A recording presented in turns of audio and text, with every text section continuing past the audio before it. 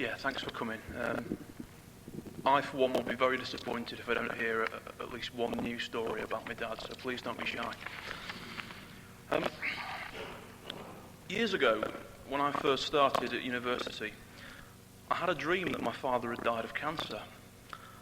And obviously in my dream I was broken-hearted, but the blow was softened because my mum went on to marry the Hong Kong action cinema star Chow Yun-fat,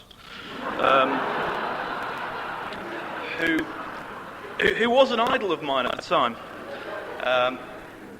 I'm pretty sure a psychoanalyst could easily interpret that in the light of a young man breaking away from his parental influence and finding new role models. I can't help thinking, though, that it was never the money, the fame, or the style that I saw in this movie star, but the moral strength, the courage, and the nurturing qualities that he brought out in his signature roles that drew me to him. As a child, I knew I had the best dad in the world because I knew that just as long as he was there, I could do anything. Just to explain a bit, I needed more help than most kids just to do the things that kids do. I had to go to weekly physio and hydrotherapy. And Dad took afternoons off work just to take me there. He made homemade educational toys and basic computer programs to help me practice all the things which I was having difficulty with. He took me hiking, and he even joined a karate club at the age of 42, just so he could be there, just to lend me some strength. In adult life, he was there for me too. He helped me get hold of my first car. He did my accounts for years, and he took me out for drinks when I was feeling down. He wasn't just a helper and a supporter, though. His pride gave me strength. He inspired me to do things for myself.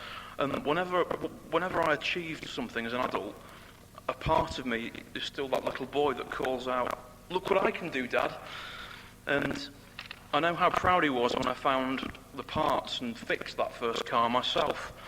I remember the look of pride on his face when I sat him down and explained to him all the choices Linz and I had made when we were looking at buying our first house. I know that even during the end game of his illness, no matter how tired he was, he always made time to ask after my new job.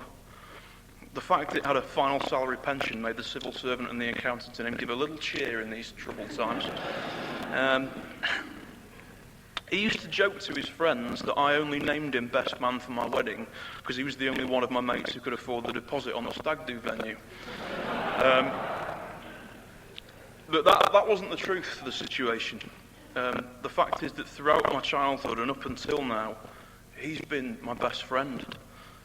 The cliches of how a person grieves for their father will not apply to me. It's not just when I think of home or spend time with my mum. Every time I read a book, watch a film, share a joke, more often than not, these are the sorts of things I still want to share with my dad. I know why he was beloved of so many people. He was a godly man, not just because he knew his Bible, preached and prayed with people. It was because he inspired learning, individuality and strength in a way that a father should do. Whether people knew him as Uncle Dave, Big Dave or just Dave, a lot of people, my generation, older and younger, they relate to him in that way. I'm a very, very lucky man because for me he was the real thing. He was my real dad. So, in conclusion, I don't think that even with money, fame and style, the actor Chow Yun-fat could fill my dad's shoes. Certainly in my life. But I have sent a letter to his management to let him know that Mum's available. So, thanks for coming down, and please do all share. I'm going to sing now.